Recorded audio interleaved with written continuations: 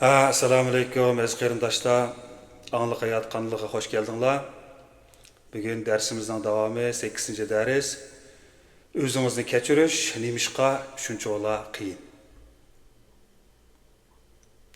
Ba'zida bizni o'tmish emas, balki o'zimizga chiqargan qarorimiz bizni ko'rinmas turmadek qamab turdi. Bugun men sizga bir savolni o'tirib qo'ymoqchi. Ya'ni siz ilgari o'tkazgan xatolig'ingiz sababidan o'zingizni yillarcha ayblagan vaqtingiz bo'lganmi? Ya'ni ilgari ma'lum bir ishda xato qaror chiqarganligingiz sababidan yoki ma'lum bir gapni xato qilib solganligingiz sababidan yoki ma'lum bir fursatni qo'ldan berib qo'yganligingiz sababidan har qatim uni eslagan vaqtingizda ichingizdan mundaq bir sado kelganmi?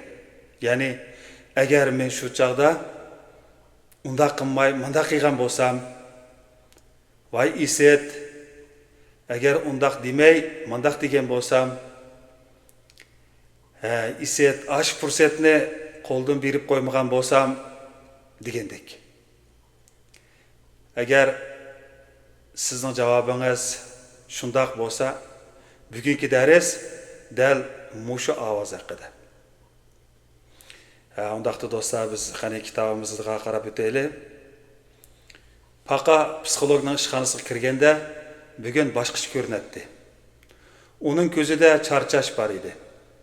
Psixolog jimjit qarab turib so'radi. Bugun nima o'ylayapsan? Paqa uzun sukut qildi. Ondan men hayotimda ko'p xatoliklarni sodir qildim dedi. Psixolog qaytirib so'radi. Sencha bu dunyoda xatolik sodir qilmaydigan odam bormi? Paqa beshini chayqab, yo'q dedi. Undaqda nimishqa faqat o'zingla mukammal bo'lishni, o'zingla mukammal bo'lishni talab qo'ysan deb so'radi. Paqa buningga javob bera olmadi. Undaqda do'stlar, sizlar bir ishga diqqat qilib boqqanmi? Ya'ni biz boshqalarga doim boshqalar xatolik sodir qilgan vaqtida hech qisi yo'q. Biz xatoligimizdan o'rganamiz emasmi deymiz-yu, lekin agar o'zimiz xatolik sodir qilib qolsak, men qandaqsiga qandaq qilib shunday ishni qilib soldim deb o'zimizni ayblaymiz. Nimishqa biz boshqalarni kechiramiz-yu, o'zimizni kechirolmaymiz. Nimishqa biz boshqalarga ko'rsatgan shu mehr muhabbatni o'zimizga ko'rsatmaymiz.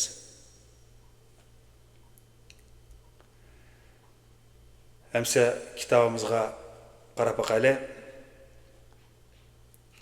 Psixolog Paqaga bir qog'oz berdi. Ondan uningga mundaq dedi. Bu yerga o'zingning eng cho'ng xatolig'ingni yoz dedi. Paqa yozishga boshladi. U bir ishni yozdi. Ondan keyin yana birini yozdi.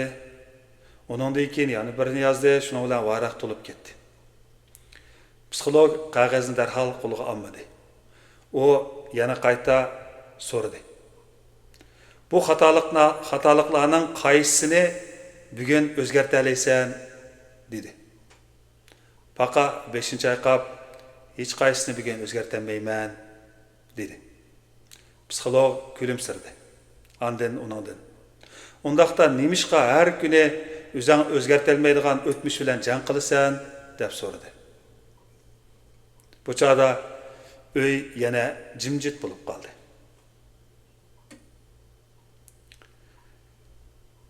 Undaqda do'stlar, biz qarab boqaylik. Psixolog Paqaga mundaq dedi. Pushaymon bilan mas'uliyatning farqi bor dedi.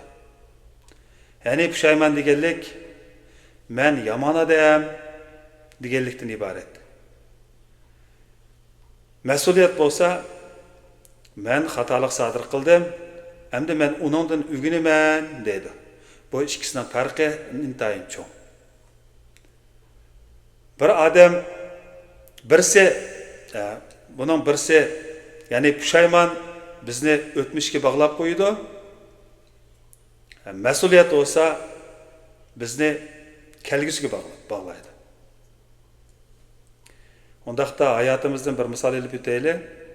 Ya'ni bir o'quvchi imtihondan o'tamadi. Uning do'sti uningga hech qisi yo'q, ag'ina kelar qatim texim yaxshi tirishsaq bo'ladi deydi.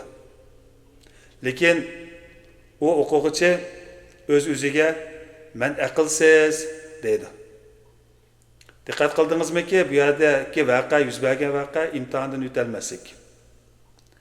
Lekin u men imtihondan o'tamadim deyishning o'rniga men mag'lub bo'lgan odam dedi. Bu ikki jumla faqatla o'xshamaydi. Ya'ni biri ish harakatni baholaydi. Ya'ni imtihondan o'tamagan qilmishni ish harakatni baholaydi. Yana bir bo'lsa odamning qimmatini baholaydi. Undaqda yana bir misol ko'rib boqaylik. Bir dada o'g'liga vaqirdi. Keyin qattiq pushaymon qildi. Agarda u faqat men ajabmi nachar dada ekanman deb yursa, u hech kimni o'zgartirmaydi. Undaq qilmay aksicha u bugun men o'g'limga vaqirab bir xato ishlik sodir qildim.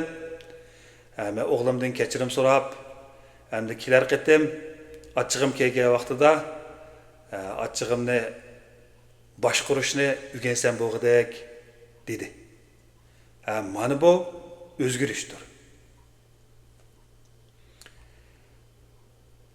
Undaqda biz kitobimizga qaytib kelaylik. Paqa psixologdan mundaq so'radi. Siz o'zingizni hech qachon eyiplab bakmaganma deb so'radi. Psixolog kulib turib, Paqa menma albatta xatolik sodir qilaman. Lekin bu yerda farq shuki, men xatoligimni o'zim bilan birga umr bo'yi ko'tarib yurmayman.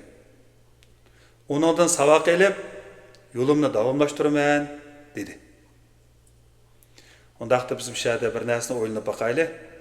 Balkim sizmi o'zingizni bir ish uchun kechira olmay yurgansiz. Ammo o'zingizdan mundaq so'rab boqing. Agar men eng yaqin do'stimga mushundaq muomala qilgan bo'lsam, u yanala mening yenimda qolamidi deb o'ylab boqing.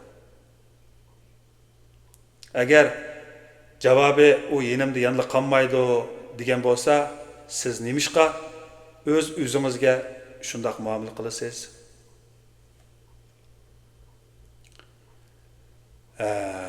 Shuning bilan darsimizning asosiy mazmuni mushagicha bo'lsin. Bugungi darsdan odatimiz bo'yicha mundaq bir mashg'ullaştirdim. Ya'ni bir varaq qog'oz eling, uningga 3 jumla yozing. Birinchi jumla men bugungacha o'zimni eyiplab kelgan bir ish deb yozing. Ya'ni bugungacha to'xtamay o'zingizni eyiplab kelgan bir ishni yozing. Ikkinchi jumlaga bu ish menga nimani o'rgatdi deganga javob bering. Uchinchi jumlaga bugundan boshlab bu yukni ko'tarib yurishning o'rniga qanday qilib yangi qadam boshlayman degan jumlani yozing. Bu qog'ozni saqlab qo'ying. Bu faqat o'zingiz bilan qilgan eng samimiy suhbatlarning biri bo'lishi mumkin. Undaqda do'stlar, bugungi darsni xulosalab o'tsak, bugun psixolog bizga nihoyat cho'nqur bir haqiqatni o'rgatdi. U bo'lsa-mu o'zingizni kechirish, xatoliklaringizni unutib ketish deganlik emas. Ya'ni xatolikning sizning kelgusingizni boshqarishiga yo'l qo'ymang degan gap. Biz o'tmishni o'zgartirmaymiz. Ammo o'tmishning bizni qandoq odamga aylantirib qo'ya oladiganligini, ya'ni aylantirib qo'yadiganligini tanlay olamiz. Shuning bilan bugungi darsimiz mushada oxirlashdi. Kelar qitimliq darsda biz 9-dars psixolog paqiga odamlar o'tirsidagi eng cho'ng ehtiyojlarning birini tushundirdi. Ya'ni u paqidan bunday so'raydi. Paqa, sen eng oxirgi qitim qachon o'zingni qimmatli his qilding deb.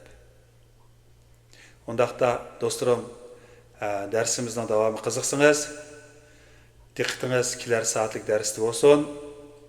Xo'sh, Allohga emanet, kelar qitimliq darsda ko'rishishga omon bo'linglar.